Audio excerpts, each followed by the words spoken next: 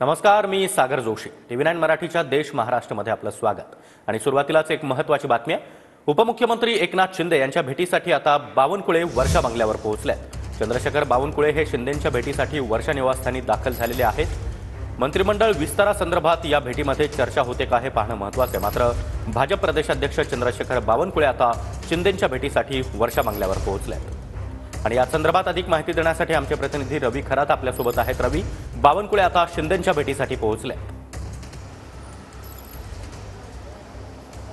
हा सागर, नक्कीच आपण पाहतो की काही मिनिटापूर्वीच भाजप नेते चंद्रशेखर बावनकुळे आहे ते उपमुख्यमंत्री राज्याचे एकनाथ शिंदे यांच्या भेटीसाठी वर्षा निवासस्थानी दाखल झालेले आहेत. खरं तर काल देवेंद्र फडणवीस देखील अमित शहांची त्यांनी भेट घेतली होती. त्यानंतर मंत्रिमंडळाचा विस्तार कधी हा प्रश्न सध्या उपस्थित होता. मात्र तो आता प्रश्न म्हणजे अर्थात मार्गी लागत आहे. तर आता चंद्रशेखर बावनकुळे हे काय निरोप घेऊन आले हे देखील पाहणं महत्त्वाचं आहे. मात्र मंत्रिमंडळाबाबत विस्तार होण्याची जी चर्चा आहे ती देखील आता ते उपमुख्यमंत्री एकनाथ शिंदे यांच्यासोबत करत आहे. व काही वेळातच ते आता जो निरोप आहे दिल्लीवरनं जो निरोप घेऊन आले ते देखील उपमुख्यमंत्री एकनाथ शिंदे यांच्यासमोर मांडणार आहेत. व तसेच जो फॉर्म्युला ठरला आहे भाजपच्या खात्यामध्ये 15 ते 16 खाते व तसेच जे शिवसेनेच्या खात्यामध्ये. धन्यवाद तुम्ही दिलेल्या या माहितीसाठी. तर चंद्रशेखर बावनकुळे आता शिंदे यांच्या भेटीसाठी वर्षा बंगल्यावर पोहोचलेत. या दोन्ही नेत्यांमध्ये काय चर्चा होते हे पाहणं तितकंच महत्त्वाचं असणार आहे.